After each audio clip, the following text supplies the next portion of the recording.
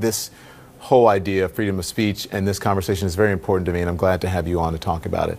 So what started out as a neo-Nazi murder in Charlottesville and the president's failure to denounce Nazi and white supremacists exploded into a discussion in this country about the removal of Confederate statues. Have we gotten away from the point of what happened in Charlottesville, what it was really about? And it seems to me we clearly have, and I think that was the point of the alt-right and the white supremacists seizing on an issue that they know that there's actually broad public consensus on not moving a lot of these statues. There's a Quinnipiac poll that came out today showing that 50 to 39 Americans aren't big on the idea of moving all these statues out. So they seized on an issue that they think is a winning issue for them and then tried to broaden out their appeal that way. And I think a lot of folks on the left fell for it. They want to have this discussion anyway, and so they saw the opportunity to have this discussion. But it seems like a misdirection from what actually happened in Charlottesville. The issue in Charlottesville is white supremacy, not whether some people think that statues should come down or stay up, because clearly 50% of the American population doesn't want to keep these statues up just because they're a bunch of white supremacist racists. Did liberals get played by President Trump? I think pretty clearly they definitely fell for what was, whether he plans it or not, a trap for the left. I mean, he said, you guys don't have a limiting principle. You're going to go after statues of George Washington or Christopher Columbus or Thomas Jefferson. And now you're seeing that actually happen on the left. The most obvious stupid case is this banning of this reporter from ESPN named Robert Lee, an Asian guy, from covering an event at University of Virginia. You know, the political correctness of the left is actually driving people into Trump's arms, even though Trump's initial response to Charlottesville and then his Tuesday response to Charlottesville was entirely wrong. I think that one thing that Trump has had, he's just benefited from the fact that the left is constantly reacting to everything he says with an enormous level of passion, and I think that that's actually a negative. Even what he did last night insofar as going after the media, because the media reacted, instead of doing objective analysis of where he was not telling the truth, they jumped to, extraordinary critiques of his mental health and talking about how he was crazy and how he was morally bereft and all this stuff. All that does is it plays to his crowd. His crowd thinks that the media is out to get him. His crowd thinks that the media have a particular emotional animus for him personally. And so anything that the media do is going to exacerbate that. Well, two things. And by the way, just because ESPN, I want to get it correct. ESPN has responded, and they were saying they didn't ban the guy's name is Robert Lee. They moved him off of it. They didn't ban him. They asked him if he wanted to, and he picked something that was closer to his family. They said that they didn't ban him, and they were looking out for his own interest.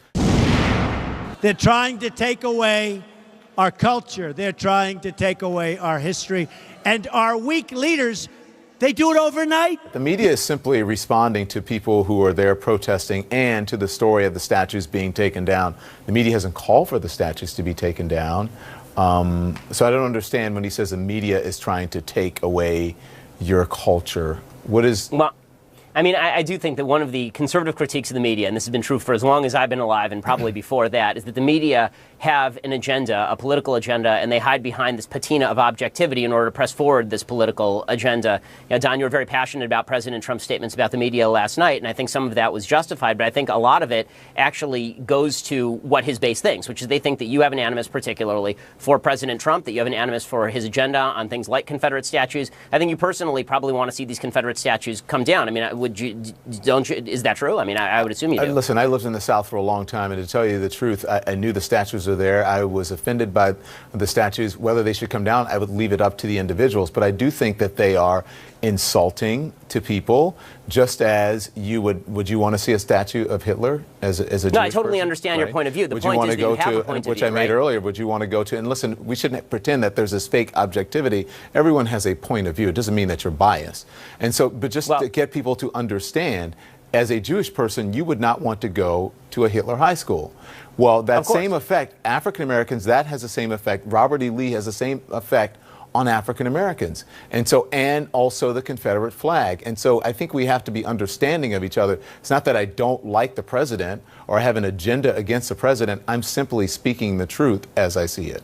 Okay, so and I totally understand that, but what he's saying and what his people are hearing is he's saying essentially that you do have an agenda in terms of what you think, promulgating what you think about Confederate statues. You have a clear point of view on that. That's a perfectly acceptable and I think understandable point of view, but the implication is that you are an objective reporter who's actually propagating a point of view, whatever that point of view may be. I mean, you just said openly that you don't think that your point of view is biased, but your point of view clearly is biased. But I mean, what I said about the president last night coming out of his speech had nothing to do with statues. I was talking about his behavior on stage. So that had nothing to do with that. Yeah. Again, totally understood. But the way that it read is that you have a personal animus toward the president, and that's the way he wants to play it. So whether that's true or not, that's the way that a lot of his followers are going to take it. I only have a personal animus towards ignorance when people don't know their history, whether that's the president of the United States, a guest on this show, or someone I speak to on the street. I think if you're going to be able to, you need to be able to defend yourself. And in order to defend yourself, in order to have a right, clear perspective, you need to know history and you need to be educated about it. And in many ways, I think people who are fighting for these issues are not. And that means the people who want to take the statues down and some of them who do not want to take the statues down as well.